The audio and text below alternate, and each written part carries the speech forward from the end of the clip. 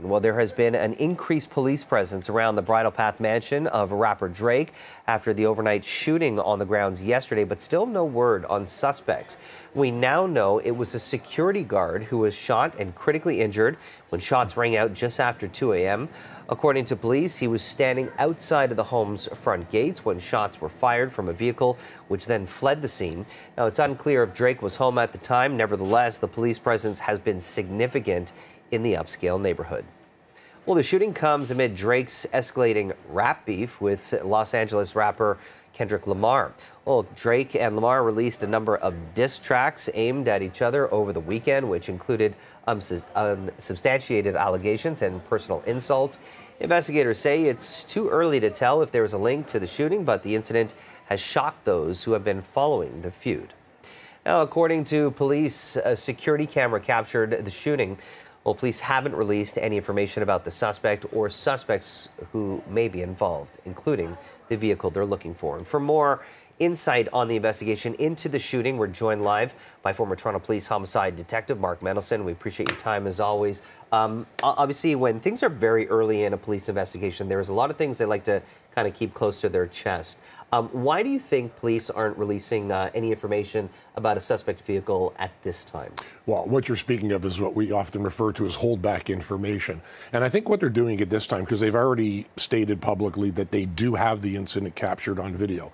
But if you know that area of the Bridle Path, there are huge homes. Each one of them have very elaborate security systems, including 10 or 15 cameras. So they're going to try and capture every piece of footage they can to not only identify the vehicle and the license plate, the make and model, and possibly the suspect or suspects that were in it, but they also want to follow that vehicle in terms of the direction of travel. Where did it come from, and where did it go after the shooting? That, from an investigative point of view, that's important. So that takes a little bit of time. They had noted yesterday, the police, that the original data they were looking at was a bit grainy, so they're going to try and clean that up as well. And I think that once we get a description of the vehicle and the suspects, that information will come out. What about the individual who was struck by this gunshot? Right now, we know that they're in fairly serious condition, but I would guess that police would be looking into this individual's history and whether or not there might have been something, whether it's a social media footprint or any exchanges or even criminal background checks.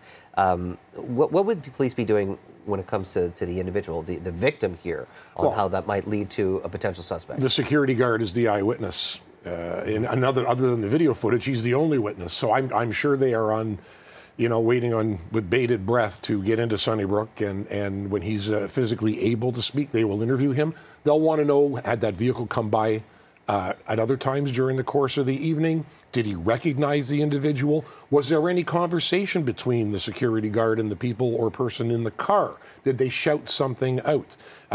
Was there a threat made? All of that information is very important to the police. So when he's able, I can guarantee you he's one of the first interviews they'll be doing. When it comes to the vehicle, from what we understand, it was all captured on video. Speculating that they have a license plate. When it comes to, border services, is that something that police would, alert in the event that this vehicle, the suspect vehicle, might have wanted just to head south and take off out of the country? Well, once they identify the vehicle, once they confirm the plate, then it goes on the police system, which is nationwide, which is also shared with U.S. Border Security. So in the event they did try and get across the border, that vehicle would be flagged by the computers. But you have to make sure that, we have to remember, this could be a crime vehicle. These could be stolen plates. And if that's the case, there's a whole other investigation as to when the vehicle was stolen, what area, what part of town, any suspects in that. There's a lot to put together, plus all the social media noise that's going on with respect to Kendrick Lamar and what have you. Well, that's my next question is, we're hearing about this beef. These things kind of happen all the time. People try and yap at each other on Twitter to try and maybe get a few extra record sales. But obviously, we have no clue if this is connected at all. But is it too early to say that whether or not, police here in Toronto would be reaching out to U.S.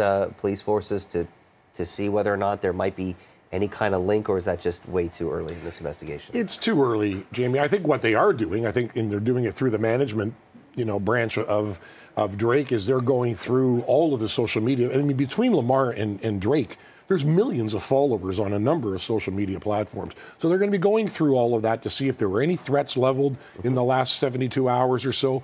Were they aware of it? Was either team aware of it? Can they source the individual that leveled that threat? Is the threat consistent with what happened at the scene? That's almost secondary at this point. Right now, it's about identifying that car, identifying that driver, and speaking to the victim. Former Toronto Police Homicide Detective Mark Menison, we always appreciate your time. Thanks for stopping by. My pleasure, Jamie. Good to see you.